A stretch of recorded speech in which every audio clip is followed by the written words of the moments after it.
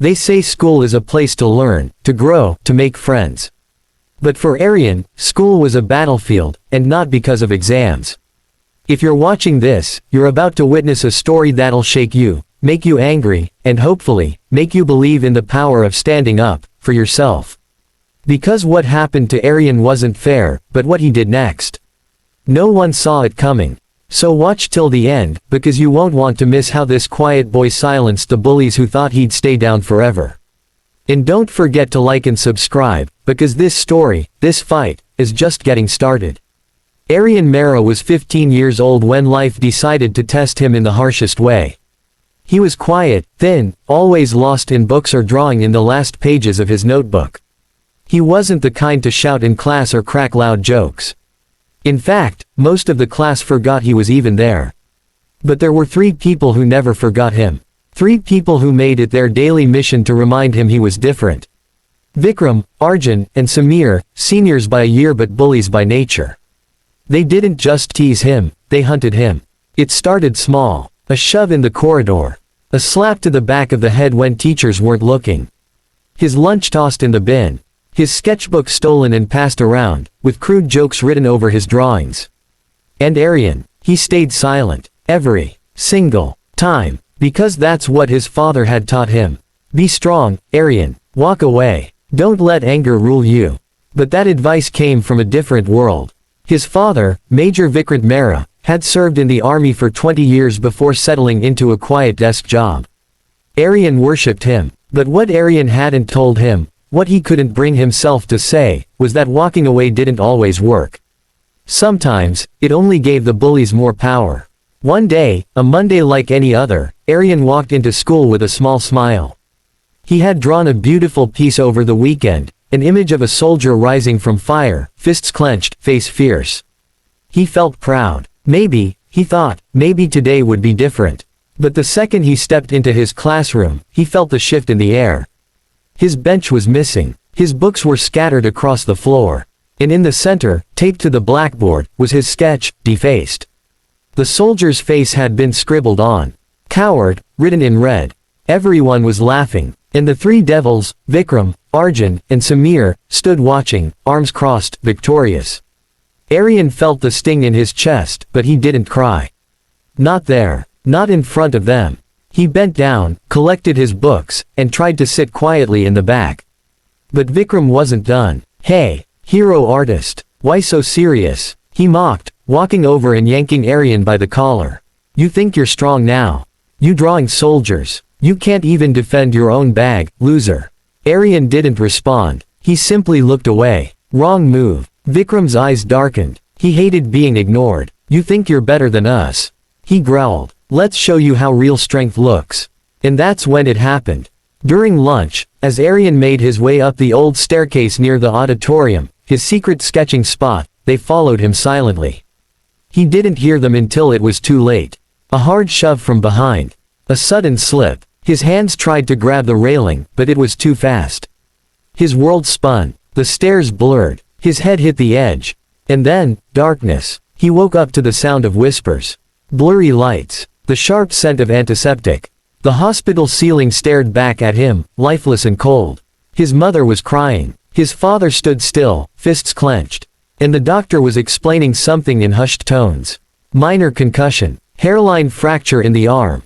Several bruises. He's lucky. Aryan lay there, staring at the ceiling, and something shifted inside him. Not anger. Not pain. Something colder. Sharper. Like steel being forged in fire. He didn't tell the doctors what happened. He didn't even tell his parents. When the school called it a slip, he let them. When the bullies smirked at him in the hallway weeks later, he just looked back, silent. But something had changed. Because while his body was healing, his spirit was training. You see, what no one knew, what not even Aryan had taken seriously before, was that his father had once taught him Krav Maga, the Israeli self-defense technique. It started as fun bonding, something to keep him active. But now, it was survival. Every evening after school, Aryan trained. No excuses. No breaks. He trained harder than ever before, punches, blocks, escapes. His father noticed the fire in his eyes, the tension in his jaw. "You okay, son?" he asked once. Aryan just nodded. "I'm fine, Dad. I just want to be stronger." Major Mara saw something in his son then. Something familiar. A soldier's heart. Weeks passed. The bruises faded. Aryan stopped sitting in the back. He stopped avoiding eye contact. He moved through school with quiet confidence.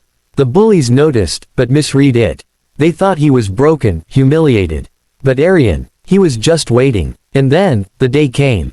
Sports day. The school grounds buzzed with excitement.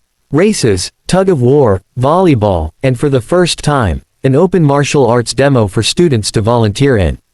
Aryan signed up. Silently. No one paid attention. Until his name was called. And he stepped into the circle. In front of the whole school. The PE coach raised an eyebrow. "Aryan, you sure?" Aryan nodded. "Yes, sir. I'm ready." And when the coach called for a volunteer to spar with him, guess who stepped up? Vikram. Grinning. "I'll take it easy on you," he smirked. The coach blew the whistle. What happened next stunned everyone. Vikram lunged. Fast. Aggressive. But Aryan, calm, focused, sidestepped, twisted, and locked Vikram's arm in a clean move that sent him crashing to the ground. Gasps echoed. Vikram jumped up, furious, and charged again. This time, Aryan blocked, ducked, and delivered a controlled strike that knocked the breath out of him. The coach stepped in. "That's enough." But the crowd wasn't done cheering. And neither was Aryan. He helped Vikram up, looked him in the eyes, and said, quietly, "Strength isn't about shouting or shoving. Real strength is knowing when to fight back." The bullies never touched him again. In fact, a few weeks later, Aryan found a note in his locker.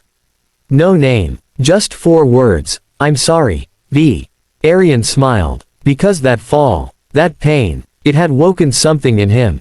Not revenge, not hatred, but courage. The kind that comes not from fists, but from fire inside.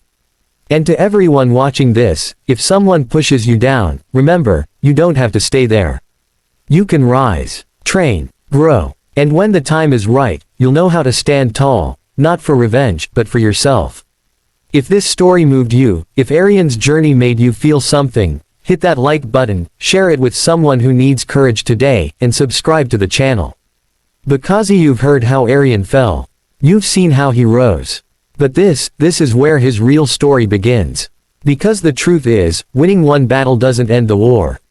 And Aryan was about to face a challenge far greater than a bully in a schoolyard. So if chapter 1 gave you chills, stay right here, because what happens next will touch your heart and light a fire in your soul.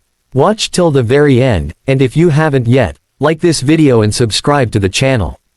Because heroes aren't born. They're forged, in silence, in pain, and in purpose. Weeks had passed since the sports day that changed everything. Aryan was no longer invisible. Students who never noticed him before nodded in hallways. Teachers asked for his opinion. And the ones who once mocked him, like Vikram, Aryan, and Samir, now avoided his gaze or offered quiet greetings. Aryan wasn't feared. He was respected. And more importantly, he had begun to respect himself. But the fire that woke inside him on the day he hit the stairs had not gone out. It burned brighter, not with anger, but with a sense of duty. A quiet realization, if I can stand up for myself, maybe I can stand up for others too. That's when he noticed her. Ria. She was new. A transfer student from another city. She sat in the same last bench Aryan once did, sketching in silence, her long hair falling like a curtain that shielded her from the world. Aryan knew that look. The loneliness. The walls built high to protect a soft heart.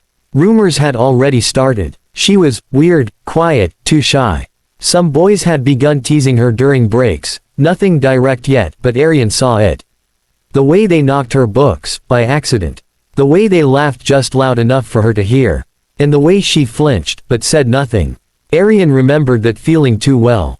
So one day, during lunch, when her books were kicked across the corridor, Aryan picked them up. Quietly. No drama. Just a kind smile and a, "Here, you drop these." Ria looked at him, surprised, unsure. But something passed between them in that moment. A silent recognition. From then on, they started talking. Not much at first. A few words about art, about books, about how people didn't really see them. But slowly, a friendship bloomed. They'd sit on the school terrace and draw side by side. He told her about Krav Maga. She told him about her old school, how she was bullied there too, how it made her afraid to trust anyone again. Aryan listened. He understood. And he said something that stayed with her. Sometimes the world tries to break the quiet ones. But the quiet ones, we break the world when we rise. But peace doesn't last long in a place where power is misused. A senior named Dev had started watching Riya too. Unlike Vikram, Dev was more dangerous. He wasn't loud. He was charming, manipulative. The kind who smiled at teachers and whispered filth behind their backs. He began leaving notes in Riya's locker. Creepy ones. Started following her after school. Aryan noticed it all. One day, Riya didn't show up. Aryan waited. Called. No reply. When she returned 2 days later, she looked pale. Her wrist had a bruise. She said she'd fallen at home. But Aryan knew. He saw the fear in her eyes. And it shattered something inside him. He didn't want revenge. He wanted to protect. So he did something unexpected. He went to the principal. But as expected, it backfired. Do you have proof, Aryan? I know it was Dev. That's a serious accusation. And it's true. Without evidence, we cannot act. Please don't bring baseless claims. Baseless. That word hit harder than any punch. Aryan walked out, heart pounding. Rage wasn't the answer. Action was. He needed proof. And Riya's safety couldn't wait. So he followed Dev. For days. He watched. Took notes. Recorded videos from a distance.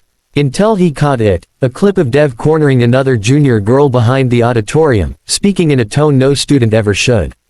Aryan recorded it all.